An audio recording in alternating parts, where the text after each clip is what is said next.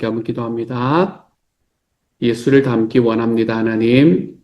우리 주님 앞에서 겸손하셨던 예수님을 하나님의 뜻대로 자기의 삶을 그 주님의 뜻에 맞추며 살아가셨던 예수님을 하나님께 나의 소원이 무엇인지를 선명하게 아뢰지만 하나님께서 주시는 모든 것에 감사함으로 받아들이셨던 예수님을 주님 제가 닮아가기를 원합니다.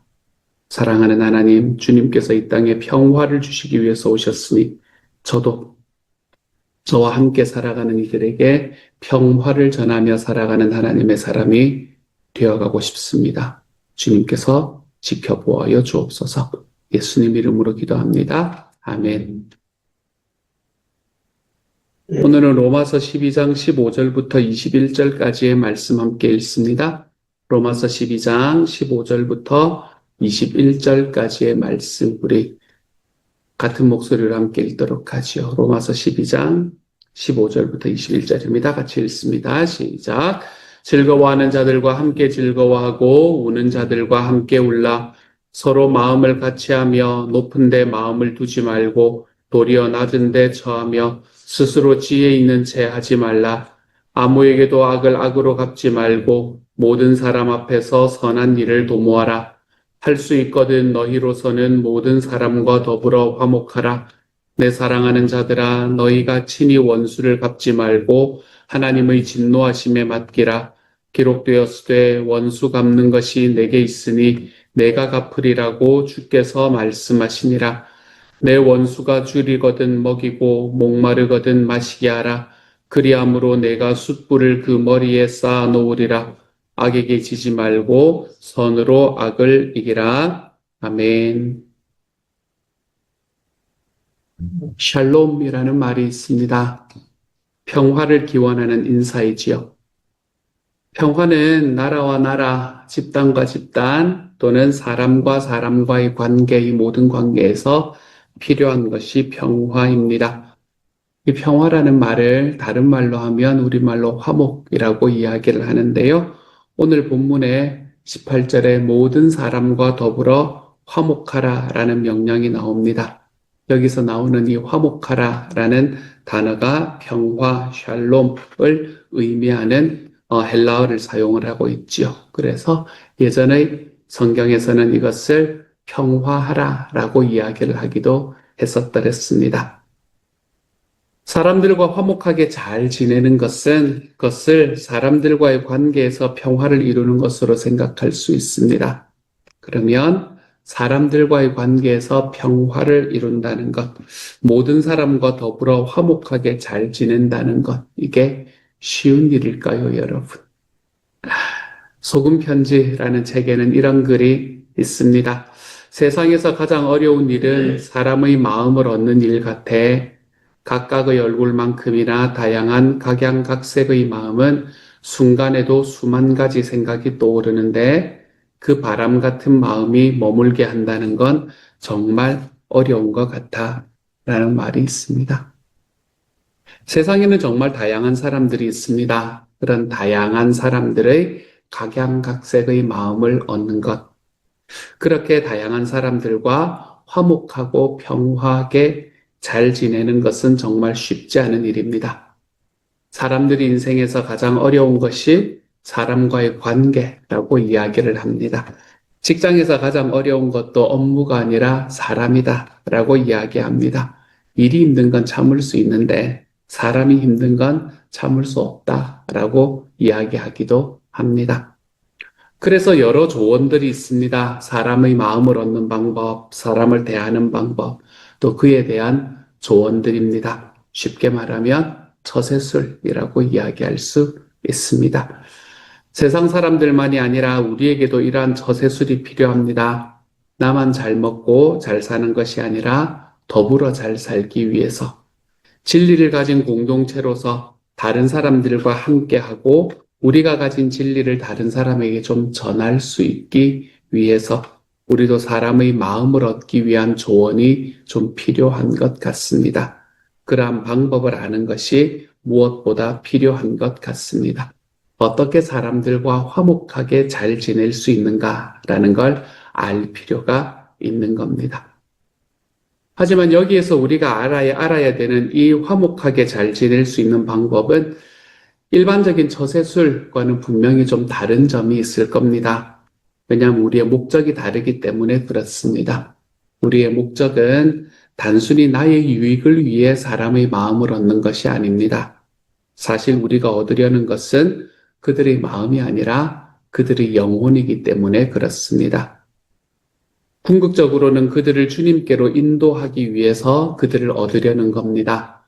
그리고 화목을 이루려고 하는 거기 때문에 좀 다르기는 합니다.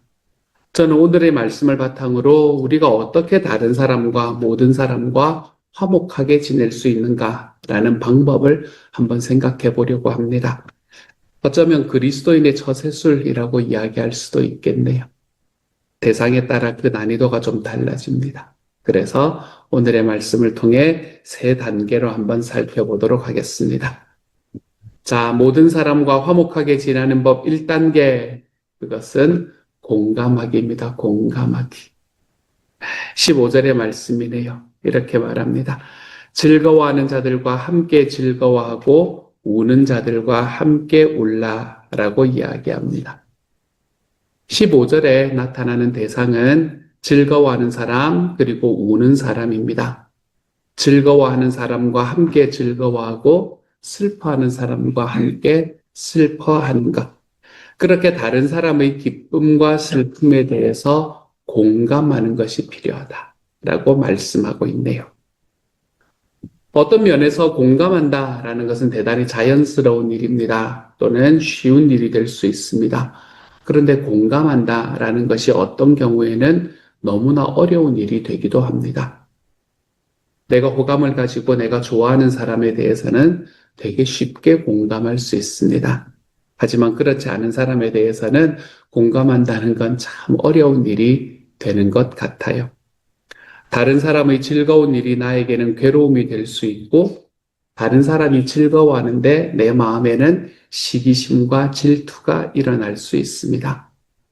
반대로 안 좋은 일에 대해서 내 마음에 괜히 기뻐할 수도 있습니다. 사촌이 땅을 사면 배가 아프고 원수가 망하면 10년 묵은 채증이 내려간다고들 이야기를 합니다. 사람의 본성이 그렇습니다. 그만큼 우리에게 다른 사람을 향한 사랑은 부족하구나 라는 것을 깨닫게 됩니다. 오늘의 본문도 어제의 본문과 같이 여러 명령들로 이루어져 있습니다. 그리고 그 바탕에는 거짓 없는 사랑, 어제 말씀드렸던 그 거짓 없는 사랑이라는 표제가 녹아져 있습니다. 그래서 사랑을 배경으로 해서 본문의 명령들을 볼 수 있게 됩니다. 사랑은 누군가의 성공이나 기쁨을 두고 질투하거나 심술을 내지 않습니다. 그게 사랑입니다. 순수하게 그 사람의 즐거움에 동참하고 그 사람과 함께 기뻐합니다. 사랑은 슬픔에 대해서도 그러합니다. 함께 슬퍼하며 고통을 나눕니다. 이게 사랑이다 라고 이야기를 하는 겁니다. 그래서 사랑은 그 사람과 같이 되는 겁니다. 그 사람의 기쁨과 슬픔이 나의 기쁨과 슬픔이 되는 겁니다. 그럴 때에 우리는 공감할 수 있게 됩니다. 우리 주님께서 그렇게 하셨습니다. 기쁨이 넘치는 잔치에 참여하셨고 그들을 위해서 물을 포도주로 만드셨습니다. 사람들이 꺼려하는 죄인들과도 함께 먹고 즐기며 그들과 기쁨을 함께 하셨습니다. 그리고 가족을 잃은 슬픔에 빠져 있는 자들과 함께 하시며 그들과 함께 울 줄 아는 분이 예수님이셨습니다. 공감할 수 있을 때 우리는 모든 사람과 화목하게 지낼 수가 있습니다. 이게 첫 번째 단계입니다. 모든 사람과 화목하게 지내는 법 2단계, 이것은 겸손하기다 라고 오늘의 말씀은 말합니다. 겸손하기. 16절입니다. 서로 마음을 같이하며 높은 데 마음을 두지 말고 도리어 낮은 데 처하며 스스로 지혜 있는 채 하지 말라. 이렇게 말합니다. 16절에는 어떤 대상을 생각할 수 있을까요?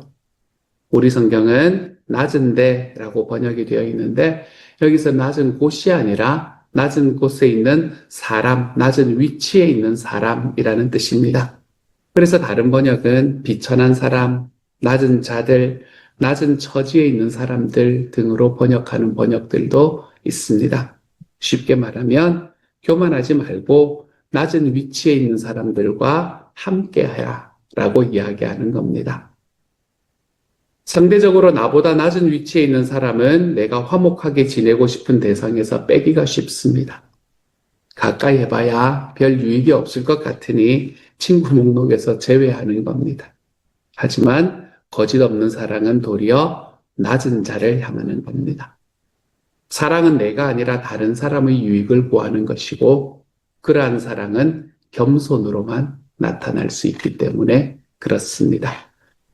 사랑 안에서의 겸손은 삶으로 증언되어야 합니다. 겸손한 채 하는 게 아닙니다.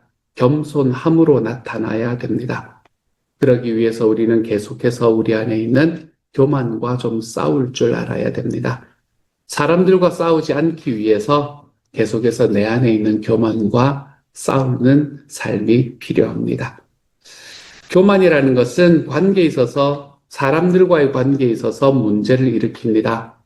교만은 뭐를 말하나 하면 물론 교만을 여러 가지로 정리할 수 있겠지만 교만의 특징 중에 하나는 내가 맞고 너는 틀리다. 이게 교만의 특징입니다.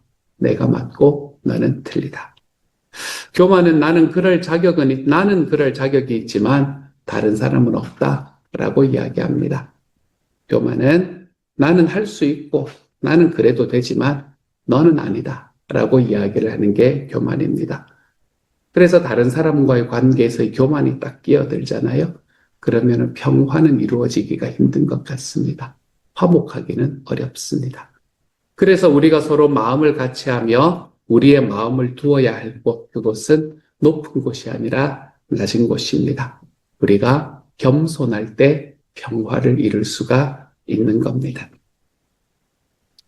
모든 사람과 화목하게 지내는 법 3단계 축복하기다 라고 오늘의 말씀은 이야기를 합니다. 14절의 말씀입니다. 너희를 박해하는 자를 축복하라, 축복하고 저주하지 말라 이렇게 말합니다. 이거 어제의 말씀이네요. 그렇죠? 1단계와 2단계는 세상 사람들도 말하는 처세술입니다. 하지만 3단계는 차원이 좀 다릅니다. 난이도가 좀 높아집니다. 대상이 박해하는 사람입니다. 가까이 하기 싫고 생각하기도 싫은 박해하는 자에 대해서는 이렇게 해야 됩니다. 축복하기 그리고 저주 금지. 축복하고 저주한다. 축복하고 저주하지 않는다. 이것은 다 말에 관계된 겁니다. 박해하는 자에 대해서 말로서 선을 행하는 겁니다. 말로서 악을 행하지 말라는 겁니다.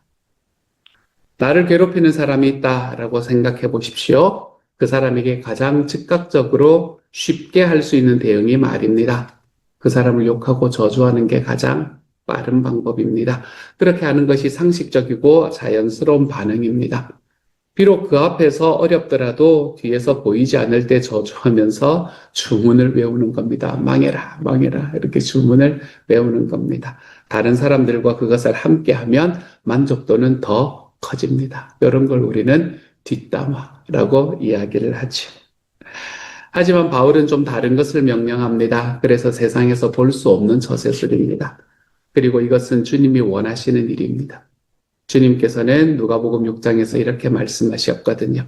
너희 원수를 사랑하며 너희를 미워하는 자를 선대하며 너희를 저주하는 자를 위하여 축복하고 너희를 모욕하는 자를 위해서는 기도해야 된다 라고 이야기하셨거든요. 자기를 핍박하고 미워하는 사람을 축복하라 라는 명령은 세상 어디에서도 찾을 수가 없는 명령입니다.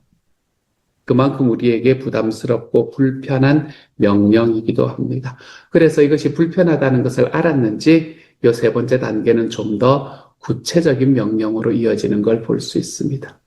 17절과 18절입니다. 아무에게도 악을 악으로 갚지 말고 모든 사람 앞에서 선한 일을 도모하라. 할 수 있거든 너희로서는 모든 사람과 더불어 화목하라. 말로서 선을 행하고 악을 행하지 말라라는 명령은 행동으로 선을 행하고 악을 행하지 말라는 명령으로 이어집니다. 축복하기에서 선행하기로, 저주 금지에서 복수 금지로 지금 이어지고 있는 겁니다. 우리 모두에게는 복수심이 있습니다. 차이는 있겠지만 당한 게 있으면 어떻게라도 갚아주고자 하는 마음이 있습니다. 한 주석가는 이 부분에 대해서 복수심은 우리 마음속에 있는 가려움 같은 거다, 이렇게 이야기를 하기도 하더라고요. 만약 그 가려운 부분을 내가 긁을 수 없다면 다른 사람이라도 그렇게 하기를 바라고 그런 모습을 보고 싶어 한다는 겁니다. 나는 복수를 못하더라도 다른 사람이 행하는 복수를 보면서 대신 만족을 얻고 통쾌함을 느끼는 겁니다. 그래서 사람들이 용서하고 받아주는 마음 따뜻한 이야기보다도 복수하고 되갚아주는 이야기를 더 좋아하고 열광하고 있는지도 모릅니다. 그게 정의롭다고 생각하고 그래야 한다라고 생각하기 때문이지요. 그런데 오늘의 말씀은 전혀 다른 방식으로 악을 바라보고 전혀 다른 방식으로 악에 반응해야 된다라고 명령합니다. 악을 행한 사람을 축복하고 도리어 그에게 선한 일을 하라고 명령하시니, 저주하지 말고 복수하지 말라고 명령하시니 우리에게는 이것이 도전입니다. 우리의 본성과 반대로 가는 길이기 때문입니다. 하지만 하나님은 그렇게 우리가 모든 사람과 화목하라라고 명령하고 계십니다. 우리를 박해하며 악을 행하는 사람에 대해서도 그렇게 하라, 화목하라 라고 말씀하고 있습니다.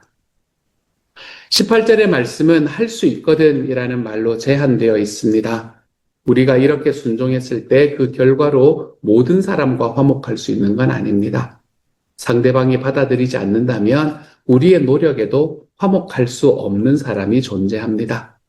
하지만 그렇다 하더라도 우리가 따라야 하는 명령이 달라지지는 않습니다. 결과는 주님께 맡기고 우리는 주신 명령 따라가면 되는 겁니다. 여기서 우리가 오해하지 말아야 할 것은 악을 보응하는 것을 금지한다는 것이 악을 가볍게 여기라라는 것을 의미하는 것이 아니라는 말입니다. 우리가 당한 악을 가볍게 여기고 그냥 넘겨야 한다는 말이 아닙니다. 악은 우리에게 심각한 피해를 줍니다. 돌이킬 수 없는 아픔을 주기도 합니다. 하나님이 만드신 선한 것을 망가뜨리는 것이 악입니다. 그러므로 악은 절대 용납될 수가 없습니다. 악은 가볍게 생각할 수도 없습니다. 그러므로 이 말씀은 악을 용납하라는 게 아닙니다. 오늘의 말씀은 축복하기 위한 3가지의 행동 지침을 말해줍니다. 우리가 악을 용납하지 않으면서도 평화를 이루기 위해서, 축복하며 살아가기 위해서 우리에게 3가지의 행동 지침을 말합니다. 첫 번째는 맡기라라는 겁니다. 19절입니다. 내 사랑하는 자들아, 너희가 친히 원수를 갚지 말고 하나님의 진노하심에 맡기라. 기록되었을 때 원수 갚는 것이 내게 있으니 내가 갚으리라고 주께서 말씀하시니라. 악에 대해 심판하는 것은 우리가 아니라 하나님이십니다. 내가 아니라 의로운 재판장이신 하나님께서 공정하게 심판할 겁니다. 그래서 우리가 우리가 축복하기 위해 기억해야 되는 첫 지침은 이겁니다. 주님께 맡겨라. 그게 첫 번째의 지침입니다. 그리고 우리가 해야 할 일은 20절입니다. 내 원수가 줄이거든 먹이고 목마르거든 마시게 하라. 그리함으로 내가 숯불을 그 머리에 쌓아 놓으리라. 잠언에 나오는 말씀을 인용한 겁니다. 숯불에 머리를 쌓아 놓는다고 하니까 원수에게 뜨거운 맛을 보여주며 복수하는 것으로 생각할 수 있는데 이 말씀은 그런 게 아닙니다. 그것보다는 원수가 자기를 부끄럽게 여기고 돌이키게 하는 것으로 보아야 합니다. 원수를 섬김으로 회개에 이르게 하는 겁니다. 이 말씀에서 알 수 있듯이 복수금지라는 것은 마냥 아무것도 하지 않는 것, 내가 복수하지 않기 위해서 얼굴도 안 보고 복수하지 않기 위해서 그 사람과의 자리도 피하는 것으로 끝나지를 않습니다. 보다 적극적으로 선을 행하는 데까지 이어지는 겁니다. 그래서 이 2번째 지침을 요약하면 이렇습니다. 섬겨라. 맡기고 섬기는 겁니다. 3단계에서 요약된 명령들을 다시 정리하면 첫 번째는 맡기고, 2번째는 섬기는 것, 차원이 다른 사랑으로 사람을 섬기는 것, 그리고 마지막 세 번째로는 이기라 라고 이야기하고 있습니다. 21절입니다. 악에게 지지 말고 선으로 악을 이기라 라고 말합니다. 악에 대하여 우리가 악이 아니라 선으로 대응할 때, 그럴 때 우리가 악에게 넘어가지 않을 수가 있습니다. 그럴 때 우리는 세상에서 주님의 모습을 드러낼 수 있습니다. 그럴 때 우리가 그 악에 대해서 이기는 겁니다. 승리하는 겁니다. 흔히 사람들이 뭔가 전쟁하러 갈 때 아니면 게임하러 갈 때 하는 승리를 위한 구호가 있습니다. 나가자, 싸우자, 이기자 이러고 나가지 않습니까? 그렇죠? 나가자, 싸우자, 이기자. 오늘 명령 세 가지를 가지고 여러분 그렇게 하시며 살아가면 됩니다. 맡기자, 섬기자, 이기자. 맡기자, 섬기자, 이기자. 우리가 누군가를 내 삶에서 진짜 원수 같은 사람을 내가 축복하고 저주하지 않기 위해서 우리의 삶에 맡기자, 섬기자, 이기자. 이거 마음에 딱 이야기하고 걸어 나가시면 됩니다. 이렇게 살아가면서 이렇게 구호를 외치시면서 사람과의 관계에서 악에게 승리하기 위해서 오늘 하루도 살아가며 살아가실 수 있는 여러분이 되기를 소망합니다. 솔직히 사랑으로 섬기고 용납하고 가까이 하기에 진짜 어려운 사람들이 있습니다. 인내하며 계속해서 선을 행하는 것이 절대로 쉽지 않을 때도 있습니다. 아무리 숯불을 쌓아올려도 아무런 효과가 없는 것 같은 사람도 있습니다. 때로는 내가 쌓아올리는 그 숯불이 따뜻한 그 사람에게 섬기는 그 섬김들, 이거 즐기고 이용하는 사람들이 내 주변에 보이는 것 같을 때도 있습니다. 내가 언제까지 이렇게 해야 되나? 계속 이렇게 해야 되나? 이 방법이 맞는 건가? 이런 생각이 들 때도 있습니다. 그런데 할 수 없다라고 생각되는 일, 하고 싶지 않다라고 생각되는 일, 정말 어떻게 할 수 있을까 싶은 일, 사랑하는 여러분, 주님은 그 일을 원하고 계십니다. 나에게 악을 행하는 사람에게까지 사랑으로 반응하기를 바라고 계십니다. 우리에게 그걸 이야기하시기에 앞서서 주님께서 먼저 그렇게 하셨습니다. 욕을 당하시되 맞대어 욕하지 않으시고 고난을 당하시되 위협하지 않고 심판하시는 하나님께 맡기셨습니다. 우리도 주님처럼 복수하기를 거절한다면, 박해하는 자를 축복한다면, 내가 그들에게 선을 행하는 것으로 순종한다면, 심판하시는 하나님께 맡겨드린다면, 사랑으로 그들을 섬길 수 있다면 우리는 선으로 악을 이기게 되는 겁니다. 그때 우리는 진짜 승리할 수 있는 겁니다. 그것이 우리가 나아가야 되는 예수 그리스도를 닮아가는 길입니다. 이 길로 오늘 하루 살아가보는 저와 여러분이 되어가시기를 우리 주님의 이름으로 축복합니다. 같이 한번 기도합시다. 사랑하는 하나님, 어려운 길입니다. 그래서 아멘도 안 나오지 않습니까, 주님? 이 길이 정말 쉽지 않은 길이라는 것을 압니다. 하지만 주님이 그렇게 살아라 라고 명령하셨습니다. 주님, 우리가 우리의 삶에서 나와 함께 나에게 주어진 하나님의 사람들에게 하나님, 제가 그들과 늘 화평하며 살아갈 수 있는 하나님의 사람이 되게 하여 주옵소서. 평화하며 살아가게 하여 주옵소서. 주님, 특별히 하나님 나의 원수 같은 사람에게 나를 원수처럼 생각하고 다가오는 사람을 축복하고 저주하지 않기 위해서 하나님 앞에 맡기고 섬기고 이기며 살아가는 사람이 될 수 있도록 하나님께서 도와주옵소서. 내 주님께서 나를 향해서 먼저 그렇게 해주셨으니 나도 내 주님 닮아 하나님 앞에 그렇게 살아가겠노라 고백하는 하루가 되도록 주님 도와주옵소서. 모든 말씀 예수님 이름으로 기도합니다. 아멘.